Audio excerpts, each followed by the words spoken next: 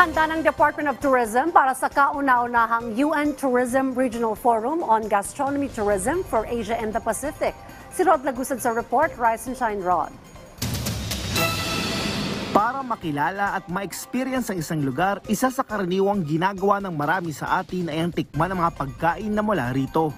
At pagdating sa sarap at lasa, hindi magpapauli ang mga pagkain Pinoy kasabay ng mayamang kultura sa likod nito. Ito ang gustong palakasin ng Department of Tourism na mahalagang parte ng turismo sa bansa para makaengganyo pa ng mga turista. Base sa datos ng DOT noong 2023, umabot sa all-time high na 8.6% o nasa 2.09 trillion pesos sa naging ambag ng sektor ng turismo sa gross domestic product ng bansa.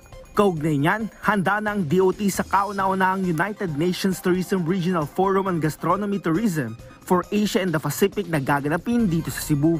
Una nang sinabi ni Tourism Secretary Cristina Frasco na patunay lang ito na mahalagang bahagi ang Pilipinas pagdating sa global tourism industry. This will spell global recognition for Filipino food. Truly, its time has come.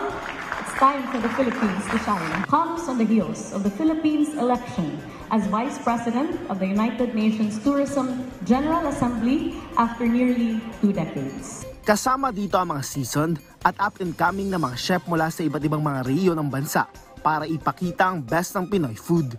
Ayon pa sa kalihim, bukod sa makakatulong ito sa promosyon ng Pilipinas bilang isang gastronomic destination, ito ay magbibigay daan para sa kolaborasyon at palitan ng mga kalaman ng mga international culinary experts. Ayon kay UN Tourism Ambassador for Gastronomy Tourism Chef Margarita Forres, magandang pagkakataon ito sa Pilipinas para maipakita bilang isang global food destination. Isa itong oportunidad para maipakita sa mundo ang iba't ibang culinary traditions na meron ang ating bansa.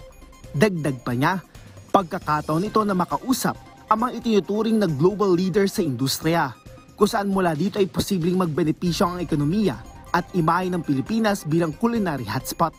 Samantala, sa Cebu din idadaos ang 36th Joint Commission meeting of the Commission for East Asia and the Pacific and the Commission for South Asia. Dahil dito, inaasa na mga kinatawan mula sa UN Tourism, mga miyembro ng diplomatic corps, academe, gastronomy stakeholders, national at local government officials mula sa higit 30 mga bansa. Kabilang dito ang Argentina, Hong Kong, India, Indonesia, Japan, Malaysia, Singapore, South Korea, Spain, Thailand, US at Vietnam. Rod Lagusad para sa Pambansang TV sa Bagong Pilipinas.